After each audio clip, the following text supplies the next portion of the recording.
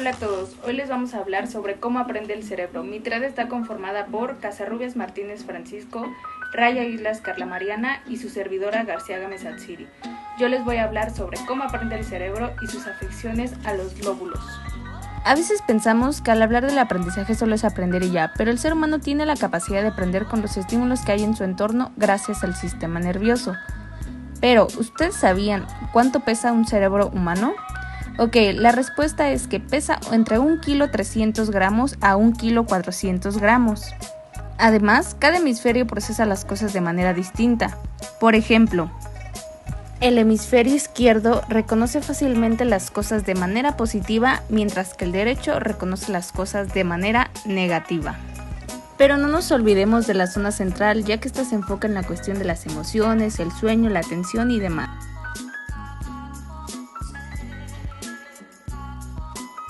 En términos muy sencillos, ¿sabían qué función tiene el córtex sensorial y motor? Ok, pues el córtex sensorial es el encargado de recibir información de los receptores cutáneos del cuerpo, los cuales son dendritas de neuronas sensitivas que pueden encontrarse encapsuladas formando discos o terminaciones nerviosas. Mientras que el córtex motor sirve sencillamente para el movimiento. ¿Alguna vez se han preguntado por qué es tan bueno tomar agua? Bueno, pues para el sistema nervioso es bastante benefactor, ya que ayuda a que las células se mantengan activas y encuentren su adecuado equilibrio y por ende les facilita el trabajo de las neuronas. Está estipulado que se debe de tomar entre 8 a 12 vasos de agua diarios. Y como dato extra y primordial, la fuente energetizante del cerebro es la sangre, misma que aporta nutrientes tales como glucosa, proteína y oxígeno.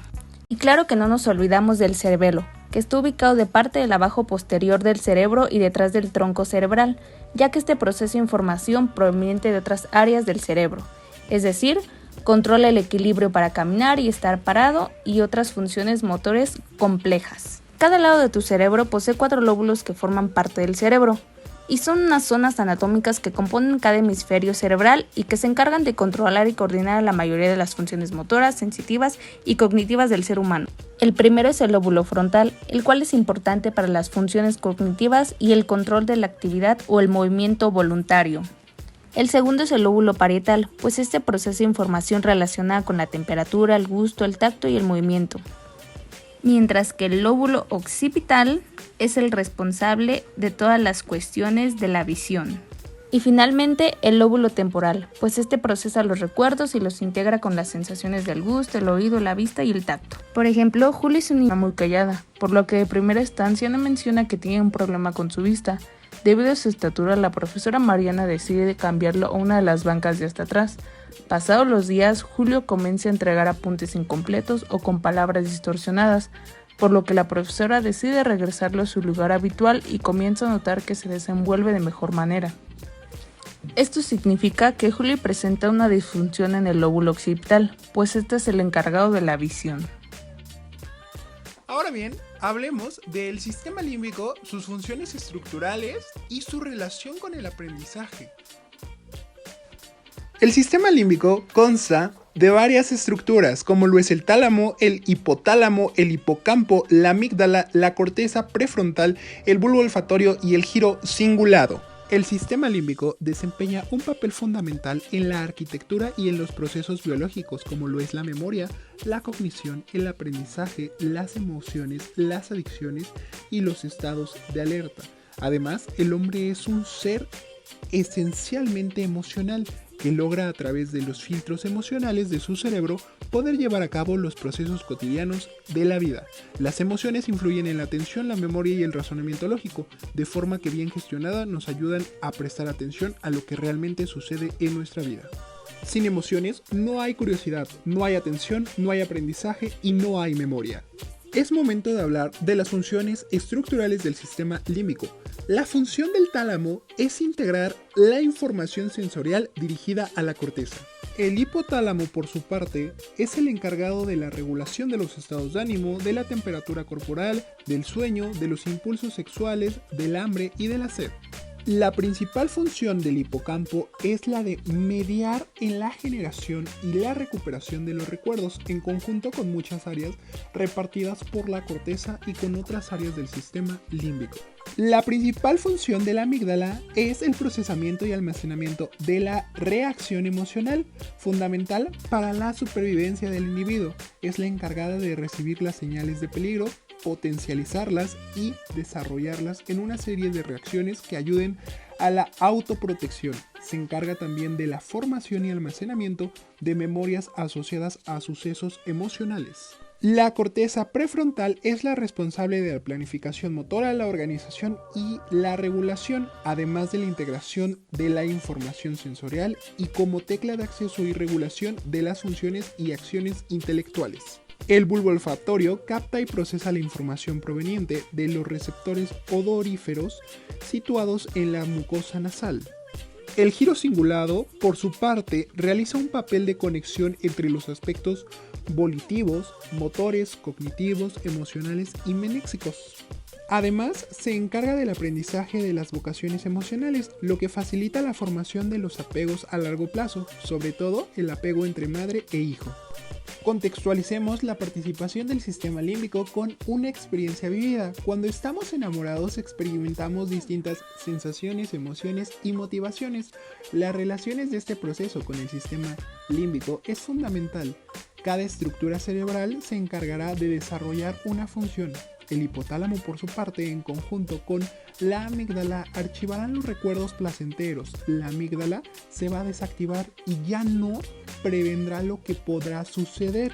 Por eso, en el amor no hay límites, es decir, ya no vela por tu seguridad. La corteza prefrontal, por su parte, será el área tegmental ventral, la cual produce la dopamina.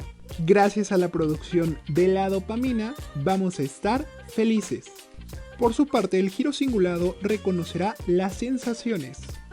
Es importante reconocer que tanto como la motivación, la emoción influyen en la percepción y la atención, esto a su vez en un buen aprendizaje.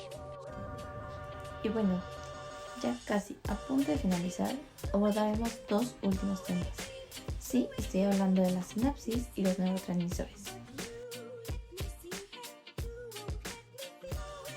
Proveniente del griego, la palabra sinapsis significa literalmente unión o enlace.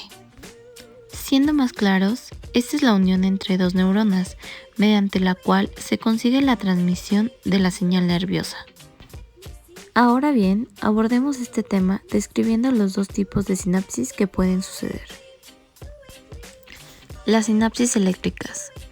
Estas están caracterizadas por el uso de uniones comunicantes tipo gap o conexiones, es decir, canales iónicos transmembrana que están construidos a partir de 6 conexinas en la membrana plasmática de la neurona presináptica y otras 6 conexinas en la membrana plasmática de la neurona postsináptica.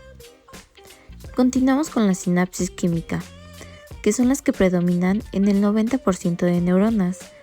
Estas están formadas por la neurona presináptica, el espacio o hendidura sináptica y la neurona postsináptica. En esta, las uniones son más lentas, así que producen un mayor retardo en el paso de información de una neurona a otra. Hay diversas enfermedades que afectan sobre esta sinapsis. Un claro ejemplo de esto son los casos del síndrome de Lambert-Eaton, en el que no funcionan bien los canales de calcio y por tanto no se pueden liberar los neurotransmisores.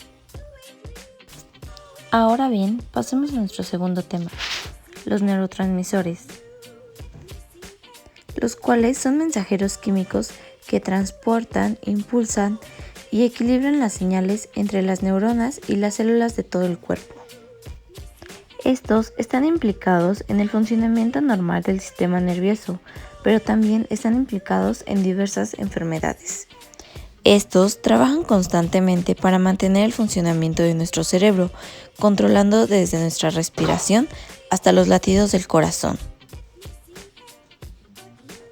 así como también los niveles de aprendizaje, la concentración, pero lo pueden hacer tanto de manera positiva como también del otro lado una contraria, ya que dependiendo de la situación por la que pasemos, esto puede afectar una variedad de funciones psicológicas como el estado de ánimo, placer, alegría o miedo.